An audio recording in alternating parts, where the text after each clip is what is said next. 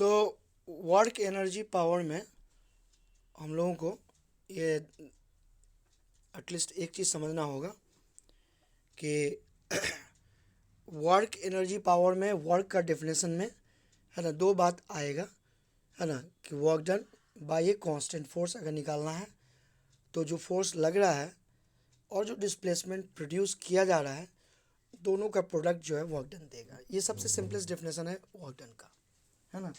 और इस डेफिनेशन को हम लोग थोड़ा हमेशा एक प्राइमरी डेफिनेशन रखेंगे और इसके हिसाब से काम करेंगे।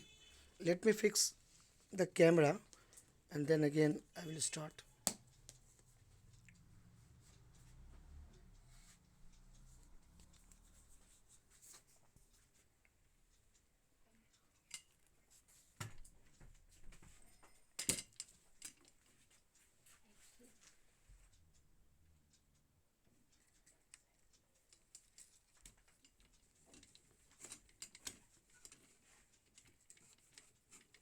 अरे ये लोग नहीं है कोई आयुषी सर, क्या कर रहा है ये लोग, थोड़ा बोलिए ना। कैमरा फिक्स छोड़ छोड़।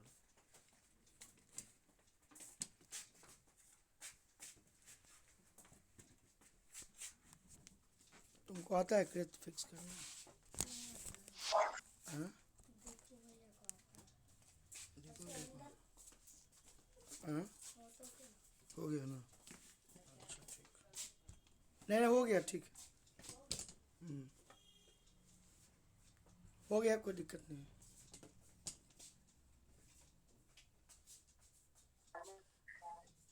ठीक है, is it clear?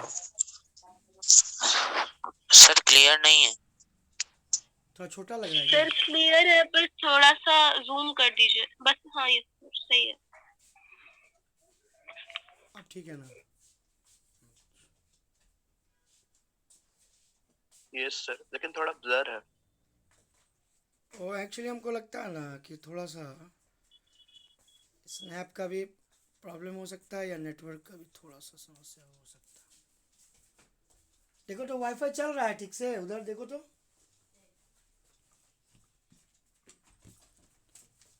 Okay, I was telling about work done by constant force. Now if this force and displacement, maybe the constant force is not in the same direction, force and displacement different direction, then how we are going to calculate work done? The first thing, if this force is not constant, that means variable force, then how we will calculate work done? That is second point. Then if we are talking about work done, then different types of work done: positive work done, negative work done, zero work done. So these are the terms that I am going to teach you in this class.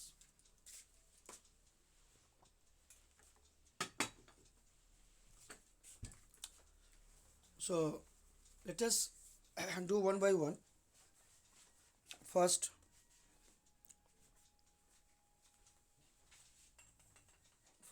if force and displacement in two different directions. Okay.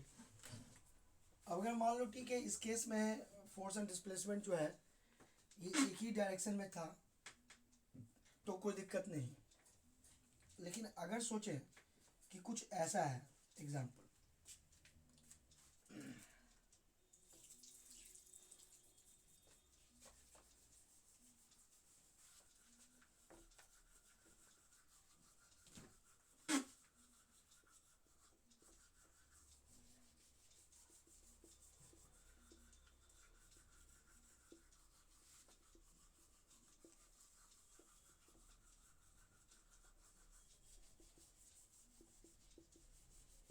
both in same direction, no problem. But if force is acting like this, not exactly here in this way, but displacement, this is the direction of displacement, यानी कुछ ऐसे लग रहा है।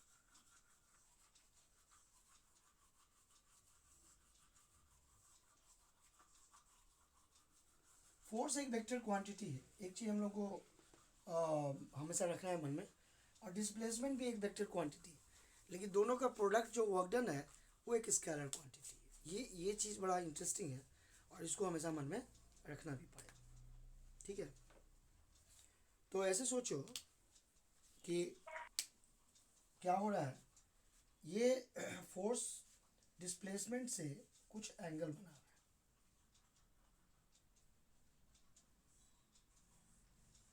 ठीक है, force displacement से कुछ एंगल बना रहा है, यानी हम लोग देख सकते हैं कि डिस्प्लेसमेंट का डायरेक्शन तो ये है, लेकिन फोर्स का डायरेक्शन नहीं है। इस केस में क्या किया जाता है, इस केस में कॉमन सेंस क्या है, ऐसे सोचना चाहिए हम लोग को। इसका मतलब ये है कि पूरा का पूरा फोर्स डिस्प्लेसमेंट प्रोड्यूस करने में काम नहीं आ रहा है, ठीक है, जिसको कहते हैं कि फोर्स का एक टुकड़ा है ना, फोर्स का एक छोटा टुकड़ा है ना, ही डिस्प्लेसमेंट प्रोड्यूस कर रहा है। तो फोर्स तो इस डायरेक्शन में था, अब डिस्प्लेसमेंट इस डायरेक्शन में है, तो दोनों के बीच में कुछ एंगल है, ठीक है, तो कहते हैं ये फोर्स जो लग रहा है इसका दो टुकड़ा कर देंगे, एक टुकड़ा डिस्प्लेसमेंट के डायरेक्शन में और दूसरा टुकड़ा डिस्प्लेसमेंट के परपेंडिकुलर डायरेक्शन, ठीक है, और इसके लिए ट्रिगोनोमेट्री का यूज़ किया जाता है ना, और ट्रिगोनोमेट्री में कॉस थीटा साइन थीटा जो तुम लोग थोड़ा बहुत जानते भी हो, है ना, और इसमें फोर्स का कंपोनेंट अगर निकालना हो डिस्प्लेसमेंट के डायरेक्शन में तो परपेंडिकुलर यहाँ से ड्रॉ करेंगे, ठीक है, तो एक कंपोनेंट निकलता है जिसको कहते हैं एफ कॉस थीटा, ठीक है, और दूसरा कंपोनेंट हो जाएगा एफ साइन थीटा, हम लोग को उससे अभी ज़रूरत नहीं। तो ये जो एफ कॉस थीटा है इसको अगर डिस्प्लेसमेंट से मल्टीप्लाई कर दें तो वर्क डन निकल जाएगा इस केस में जिसमें फोर्स और डिस्प्लेसमेंट दो अलग अलग डायरेक्शन में काम कर रहा है, कोई भी डायरेक्शन हो सकता है, फोर्स परपेंडिकुलर भी हो सकता है डिस्प्लेसमेंट के, है ना, फोर्स जो है ऐसे भी हो सकता है, यानी किसी भी एंगल से, जीरो से ना, किसी भी एंगल को हो सकता है, 0, 45, 30, 60, 75, 90, है ना, may be 100, 120 or any angle. So in that case what the formula is there, that I am giving you formula, okay. So the point is work done by the force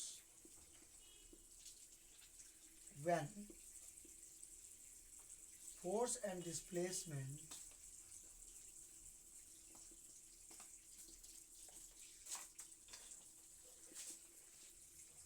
are in two directions.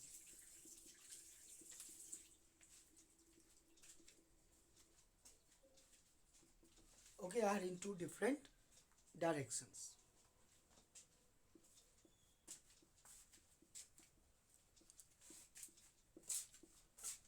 तो ये इस case में सीधा है कि जो component निकाले हैं, टुकड़ा जो हुआ है एफ कॉस थीटा उसी को मल्टीप्लाई कर रहे हैं, तो वर्क डन हो जाएगा W F cos theta into S, okay, into S, dot मतलब इंटू, ठीक है, वैसे भी हम लोग जानते हैं कि सिम्बॉल्स में के बीच में डॉट रहने का मतलब है ना इंटू, अगर नहीं भी रहे तो भी into. So this is a common practice. So here we could write in a nice way here fs cos theta, ऐसे भी लिख सकते हैं fs cos theta, या फिर इसको हम लोग, है ना, एक और नोटेशन यूज़ करते हैं जिसको हम लोग वेक्टर नोटेशन कहते हैं, ठीक है, हम लोग क्योंकि स्केलर एंड वेक्टर्स तो पढ़ ही रहे हैं क्लास 9 में और बार बार जो है समझ ही रहे हैं कि स्केलर क्या होता है, वेक्टर क्या होता है, तो यहाँ पर वर्क डन एक स्केलर क्वांटिटी है which is dot product of force and displacement, which is dot product of force and displacement, okay, so we call it, है ना, कि F dot S, okay, F dot S that is work done, ठीक है, clear है, आ रहा है इधर, देख रहे हो, इसमें देख के बताओ हमको सही है कि नहीं, ठीक है। So work done is dot product of force and displacement. That is actually also a point to remember. This is also important point to remember, है ना. इसको भी हम लोग को याद रखना चाहिए कि वर्क डन, है ना, by a force is dot product of force and displacement. और ये जो है ना, एक स्टैंडर्ड डेफिनेशन कह सकते हैं, है ना, जो दिया जा सकता है वर्क डन का. ठीक है, हम लोग इसको लिख देते हैं. Work done is dot product of force and what are you doing? क्या कर रहे हो तुम? बदमाशी नहीं करना.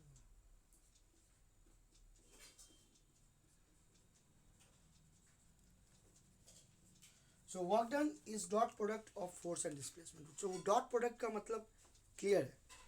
डॉट प्रोडक्ट का मतलब क्लियर है ना, कि डॉट प्रोडक्ट कभी भी अगर फिजिक्स में हम लोग यूज़ करते हैं, ये वेक्टर का चीज़ है, तो इसका मतलब एक ही होता है. ठीक है, इसका मतलब एक ही होता है ना. और वो मतलब क्या होता है, वो मतलब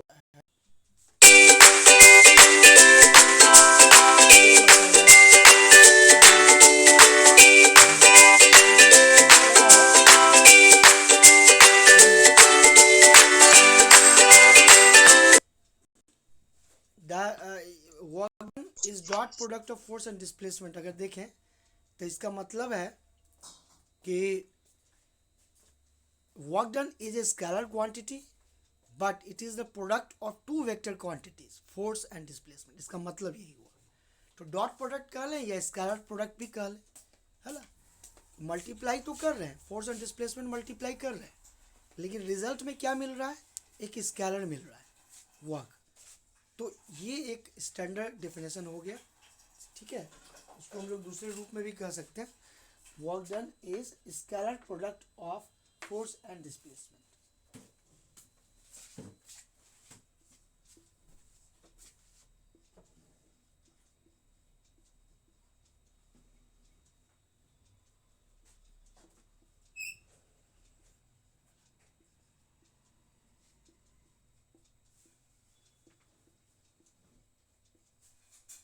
फोर्स एंड डिस्प्लेसमेंट. देखो स्केलर प्रोडक्ट, यहाँ पर ये पॉइंट इंपॉर्टेंट है. अगर किसी को दिक्कत हो रहा है तो यहाँ पर तुम पूछ सकते हो. फिर से एक बार हम बता देते हैं. क्या फिर से एक बार बता दें? Yes sir. Dot product. Yes sir. हाँ, यस सर. देखो प्रोडक्ट का मतलब तो हम लोग समझते हैं ना. प्रोडक्ट मतलब क्या हुआ, मल्टीप्लीकेशन. Yes sir. मल्टीप्लिकेशन. हाँ, मल्टीप्लीकेशन. देखो टर्म्स वगैरह अब हम लोग को धीरे धीरे थोड़ा सा टर्मिनोलॉजीज पर भी ध्यान देना होगा. And we have to improve our common sense, है ना, words also. And that we have to use in physics, in science, है ना. That may be the mathematical terms और फिजिकल टर्म और may be the scientific terms we can say like this. Okay, we are not reading this subject like a layman, है ना. Scientific notations are there, scientific way of explaining, scientific way of understanding is there. So these are the common practices, है ना. In class 9 you might have observed, maybe last 2 years or maybe for few months we were doing classes in school, but last 1.5 years we are basically a little bit disturbed due to this corona. But now that could not be excuse, you know. You persons will not take any excuse of this corona and whatever. We are not going to take any excuse, because as a student your responsibility is there. You have to work hard. Either corona is there, not corona, you are coming to school or not coming, online, offline, whatever, that does not mean. You should know, you should be familiar, we should know the important terms, important things. And no doubt science, maths are important subject. It will be important always in future for your growth, for your personal development. So you have to be a little more serious. Some students are serious, that is a good thing. So you try your best to learn. डिक्शनरीबिलिटी, है ना, समझिए बातों को, थोड़ा सा interactions कीजिए अपने friend circle में, और चीज़ पढ़ाई के आसपास ही रहनी चाहिए, है ना।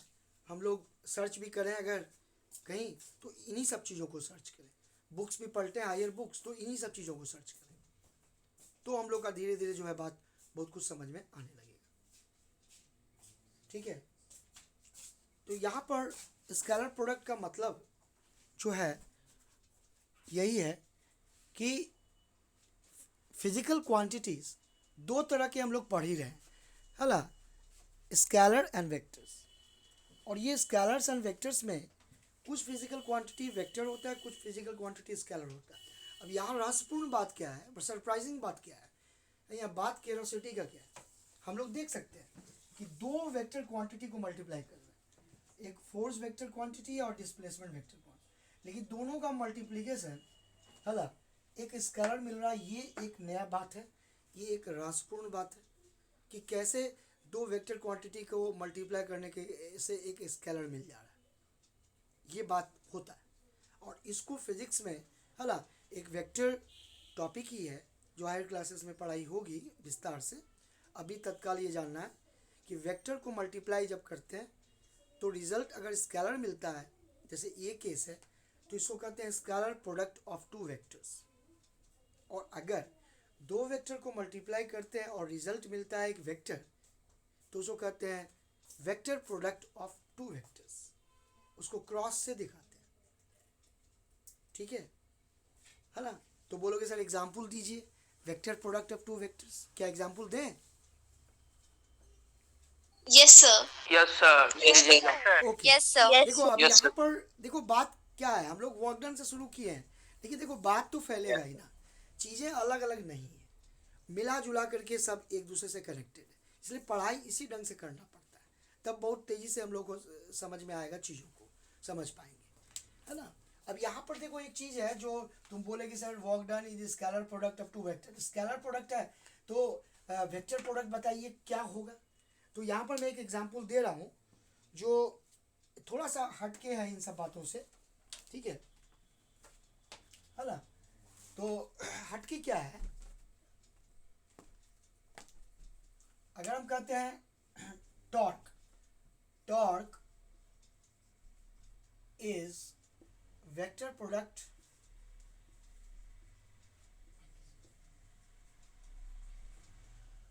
ऑफ आर एंड एफ, ठीक है, टॉर्क को टॉ से लिखते हैं, ग्रीक लेटर टॉ, ठीक है। तुम लोग को पता है ना, मैंने ग्रीक लेटर्स के बारे में बताया था, मैंने भेजा भी था। Yes sir. हाँ, यस सर।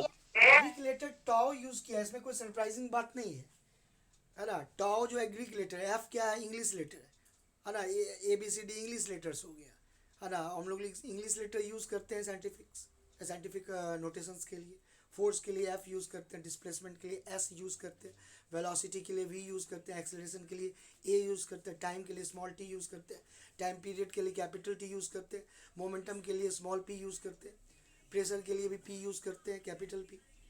तो डिफरेंट टर्म्स हैं, इम्पल्स के लिए, है ना, जे यूज़ करते हैं, इलेक्ट्रिक फील्ड के लिए कैपिटल ई यूज़ करते हैं, चार्ज के लिए क्यू यूज़ करते हैं, करंट के लिए आई यूज़ करते हैं, है ना, पोटेंशियल डिफरेंस के लिए कैपिटल वी यूज़ करते हैं। So different notations are there in the line of this notations, they are Greek letter notations used for physical quantities. Here torque is there, that physical quantity tau, it is named as tau. Torque means tau. Tau is vector product of R and F.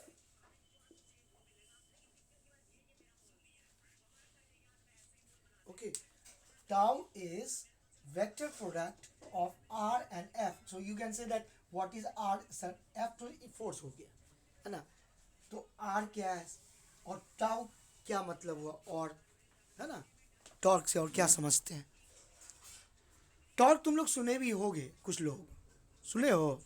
Yes sir सुने। अब जैसे दरवाजा को खोलने और बंद करने के क्रम में हम लोग को, है ना, दरवाजे पे फोर्स लगाने से खाली काम नहीं होगा, ठीक है, आपको टॉर्क लगाना होगा। क्या लगाना होगा सर उसमें पाइवट होता है। हाँ, क्या लगाना होगा? टॉर्क लगाना होगा। ठीक है, क्या लगाना होगा? टॉर्क। जैसे देखो एक टॉर्क। एक चीज़ हम दिखाना चाह रहे हैं, है ना, थोड़ा सा। ये फ्रीज है ना, और इसको खोलना है, खुल गया, और इसको बंद करना है, बंद हो गया। लेकिन देखो ये तुम एक्सिस ऑफ रोटेशन क्या है? ये axis, this is axis of rotation. Axis of rotation ये है। अब यहाँ पर अगर फोर्स लगाओगे बंद करने के लिए, खोलने के लिए, या मान लो कि खोलना है हमको, तो यहाँ लगाएंगे, तो एक्सिस से जो डिस्टेंस है आर, वही आर है। अब यहाँ पर लगा रहे हैं तो आर बढ़ जाता है। एक्सिस ये है, किनारे में एक्सिस है, एक्सिस, एक्सिस से जो डिस्टेंस है, यहाँ पर फोर्स लगा रहे हैं, पुल, पुल फोर्स। तो R is this distance, axis से दिस डिस्टेंस। अब आसानी से खोलना हो तो किनारे में लगाना होगा। लेकिन अगर हम सोचो कि एक्सिस से कम डिस्टेंस पर फोर्स लगाएं, खोलने में दिक्कत होगा कि नहीं? खुल तो जा सकता है, लेकिन बहुत ज़्यादा फोर्स लगाना पड़ेगा। होगा कि नहीं होगा ऐसा? यस सर होगा। होगा। तो टॉर्क किसी को कहते हैं?